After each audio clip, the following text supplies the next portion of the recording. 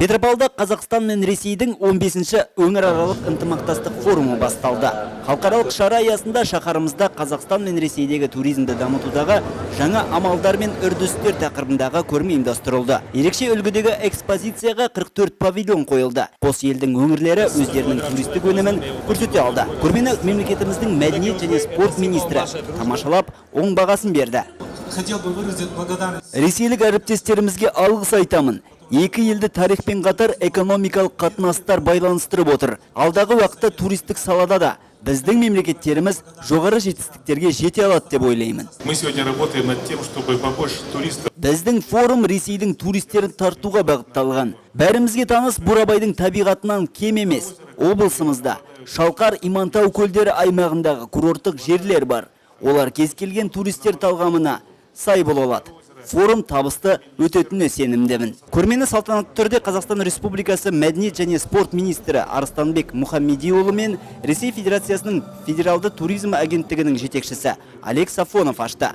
Бұл күні солтүстік қазақстандықтар мен қала қонақтары туристік аймақтардың потенциалын теннис орталығынан шықпай-ақ көре алды.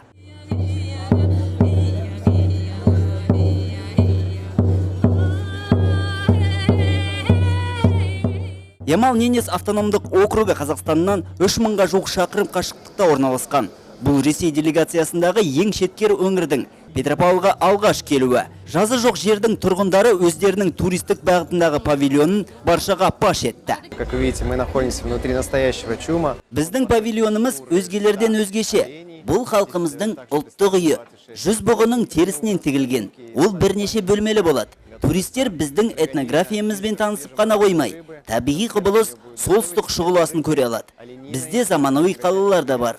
Дегенмен ұлттық болмысты сақтап, мұндай үйлерде тұратын халықтар да жоқ емес. Қазақстандық павильондар да мақтануға тұрарлық туристік аймақтарын жарнамалады. Көрмеде облысымызда ресейліктердің сүйікті орны Шалқар, Имантау көлдері жағалауында орналасқан курорттық зоналарда таныстырылды. Брифинг барысында өңір жетекшісінің орынбасары Дәурен Жандарбек журналистер қауымына бұл ерекше аймақтар туралы баяндап берді. Осы Шалқар, Имантау курорттық зонаны ары қарай дамыту бойынша қазіргі таңда Қазақстан бойынша туризм даму бағдарламасының жобасы қабылданайын деп жатыр. Осы жобаның негізінде 10 топ басты туристік дестинациялар айқындалды. Соның ішінде осы Шалқар, Имантау курорттық зонасы енгізілді. Қазіргі таңда 38 туристік базасы жұмыс істеп тұр. Осы зонада ресейлік туристердің тартылатын жері ол Меңгезер көлі болып табылады. Өзінің шипалы қасиетімен тән ресейлердің Медвежье деген озер көлі бар. Соған жақын емдік қабілеті бойынша.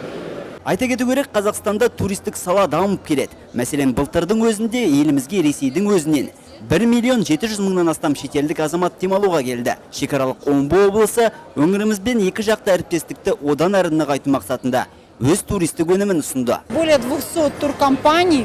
Бізде 200 туркомпания жұмыс істейді. Оны агенттіктің оператор болып өз қызметтерін ұсынады. Қонақтарымыз діни және рухани азық ала алады. Тың көрме сенбі қарашаның 10 күні де жұмыс істейді. Оны кез келген қала тұрғыны мен қонағы тамашалай алады.